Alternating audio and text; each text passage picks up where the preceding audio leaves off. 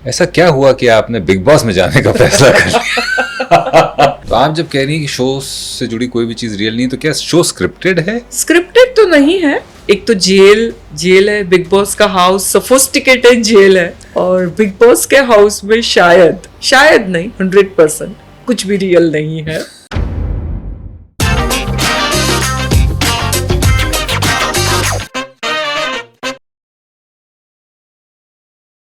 संवाद पर स्वागत है ma'am. Thank you sir, thank you so much. इतना कुछ करने के बाद ऐसा क्या हुआ कि आपने बिग बॉस में जाने का फैसला कर लिया?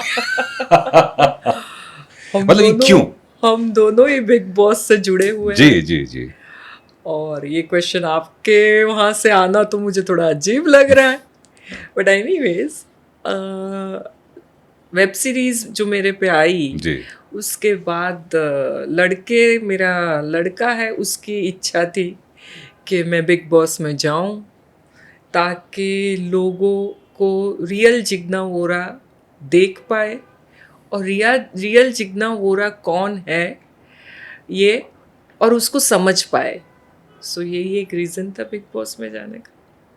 क्या ये भी सोच थी कि वहां जाकर जो कुछ दाग लगे हुए हैं उनको धोने का प्रयास किया जाए, या आप उससे ऊपर उठ गई थी, हीलिंग हो गई थी, बस कहानी सुनानी थी और जजमेंट छोड़ देना था, ये नहीं सोचना था कि अब मेरी इमेज साफ होगी, खराब होगी?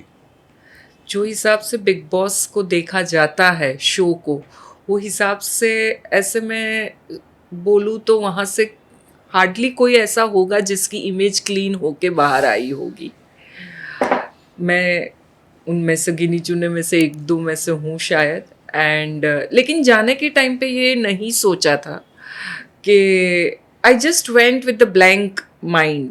मुझे कुछ पता ही नहीं था, हालांकि मैंने एक भी सीज़न, एक एपिसोड बिग बॉस का कभी देखा नहीं था, तो मुझे कुछ आइडिया ही नहीं था जो शो में दिखा भी मेरे बिहेवियर से। बट हाँ, जाने के बाद मेरी इमेज जो क्लीन हुई, सो उसके लिए तो मैं बिग बॉस को थैंकफुली रहूँगी जिंदगी भर। सबसे बड़ा चैलेंज क्या था बिग बॉस में आपके लिए? फ्रेंकली स्पीकिंग सबसे बड़ा चैलेंज था 17 लोगों के साथ रहना एक घर में। और ऐसा घर जहाँ पर कोई ब्लाइंड कॉर्नर नहीं है, सब जगह से एक दूसरे आदमी यू को आर आप देख watched, you are 24/7 Yeah. Under surveillance. मेरे क्राइम रिपोर्टिंग के लैंग्वेज में बोलूँ तो मैं, जी जी। बट मेरे लिए सबसे कठिन था 17 लोगों के साथ रहना, क्योंकि मैं अकेली रहती हूँ, तो मुझे ज़रा भी आवाज़ नहीं पसंद। मुझे वहाँ से सिर्फ आवाज़ ही आवाज़ होती थी। तो हाँ, ये मेरे लिए बहुत डिफिकल्ट था। और एक आवाज़ आती थी, एक आवाज़ आपकी जो है गूंजती रहती थी। मेरी आवाज़ कंटेस्टेंट नहीं सुन पाते हैं एक्चुअली, मेरी आवाज़ ऑडियंस सुनती है। Oh okay. तो कंटेस्टेंट्स जो जिसकी आवाज़ सुनते हैं वो पता नहीं इंसान है कि मशीन है, मुझे नहीं पता। लेकिन हालांकि मैं ये कहता हूँ तो बड़े सारे कमेंट आते हैं कि झूठ बोल रहा है, इसको सब पता है, लेकिन फैक्ट है कि वो किसकी वो एक आवाज़ अलग है, मैं एक आवाज़ अलग हूँ। पर ठीक है, उन लोग के साथ रहना आपके लिए मुश्किल था, आवाज़, शोर शराबा। पर जेल में जो आपका समय बीता, उसमें और इसमें क्या आपको समानता लगी या बहुत बड़ा फर्क लगा? नहीं, बहुत फर्क है। एक तो जेल है, बिग बॉस का हाउस सोफिस्टिकेटेड जेल है। हाँ, मैं यही सुनना चाह रहा था, सोफिस्टिकेटेड जेल है। अच्छा। जेल टू द एक्सटेंट कि you are not accessible to the outer world. बाकी रियल जेल रियल है, किरदार तो कोई नहीं है वहाँ पे, फेकनेस नहीं है वहाँ पे। जो कोई कैदियाँ है वो अपने आप में रियल है, उनकी स्टोरीज रियल है, उनके रहने का सब तरीका, सब कुछ रियल है, उनके दर्द रियल हैं, सब कुछ रियल है। बैक स्टोरीज है, हर एक की अपनी लाइफ की बैक स्टोरीज होती है, उनकी भी है जो काफ़ी कहीं हद तक इमोशनल टच करती है। और बिग बॉस के हाउस में शायद नहीं 100% कुछ भी रियल नहीं है। I know I may sounding unreal here, but ये फैक्ट है। तो इसी से जुड़ा हुआ मैं एक सवाल पूछता हूँ। मैं शो से जुड़ा हूँ 16 साल से, मुझसे भी ये सवाल बहुत पूछते हैं लोग। तो आप जब कह रही हैं कि शो से जुड़ी कोई भी चीज़ रियल नहीं, तो क्या शो स्क्रिप्टेड है, ये कहना चाह रही हैं आप, या ये कह रही हैं कि जो अंदर जाते हैं वो कुछ और दिखाने का प्रयास करते हैं? स्क्रिप्टेड तो नहीं है, जी जी। वो सिचुएशन क्रिएट की जाती है because team is watching you 24/7। Yeah. अगर मैं एक कौन से भी कोने में जाके किसी जिससे मेरी अच्छी है, मैं उनसे कुछ बात कर रही हूँ आपके बारे में, आपको नहीं पता है लेकिन टीम को तो पता है, तो वो सिचुएशन वैसे क्रिएट कर देते हैं जहाँ मैं और आप सामने आ जाते हैं। सामने आ जाए, राइट राइट। ये मेरा टेक है बिग बॉस No, no, के शो absolutely. का। उस अभी थोड़ा सा क्योंकि शो से शुरुआत कर दिया है और कहानी तो ऐसी कमाल की है आपकी कि वो जब हम सुनना शुरू करेंगे तो रुकेंगे नहीं, तो हमने कहा कि साइड वाले सारे सवाल पहले निकाल लेते हैं, फिर उसके बाद मेन कहानी पर आते हैं। शो के दौरान कोई ऐसा वाकया जो वो होता है ना, एक मोमेंट ऑफ ट्रूथ कि चलो अच्छा हुआ मैं आ गई? हाँ, जो फर्स्ट तीसरा या चौथा एपिसोड था, दिन था मेरे हिसाब से, जहाँ पे मेरे लिए बिग बॉस ने एक्सक्लूसिव प्रेस कॉन्फ्रेंस रखी थी।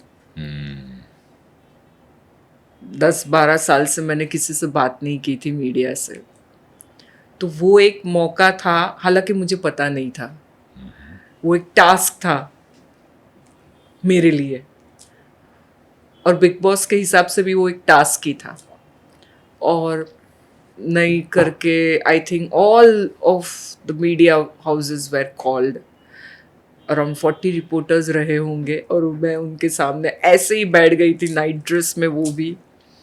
तो उस दिन जो हिसाब से मैंने मीडिया से बात की, वो मेरा अंदर जो दबी हुई इतने साल की इमोशंस थे, वो शायद बाहर आ गए सब।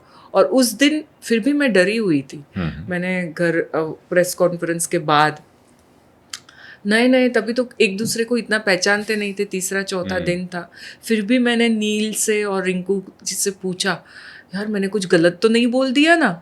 And I was so scared कि पुलिस या कोई तो भी आ जाएगा तो सेट पे। एंड वो रात भी मैं पूरी सोई नहीं थी। फिर तो मैंने बोला अभी बोल दिया है तो बोल दिया है, देखा जाएगा बाहर निकल के कि इसका रिएक्शन क्या ही आता। तो ये डर रहता है एक इंसान जिसने कन्विक्शन झेला है या जिसने केस अपने ऊपर झेला है, केस के बारे में बात करने पर कोई भी लीगल एक्शन हो सकता है उनके ऊपर, ये खौफ रहता है? मुझे है।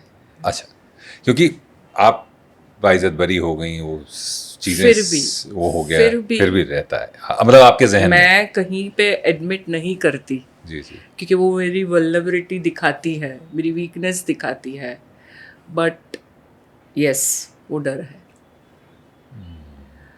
कभी कुछ बोल दिया। Is it trauma? Yes, it could be a trauma. मैं अपने आप को, हमने स्टार्ट किया उससे पहले ही बोल रही थी कि 95% I have healed myself. जो लास्ट ईयर 90% था, अभी 95 है। जो 5% अनहील्ड है ना, ये वो फियर है। और कहीं ना कहीं मैं सोचती हूँ अच्छी बात है ये fear, it's good for me, ताकि मैं अपने आप को कंट्रोल में रखती हूँ। ट्रू।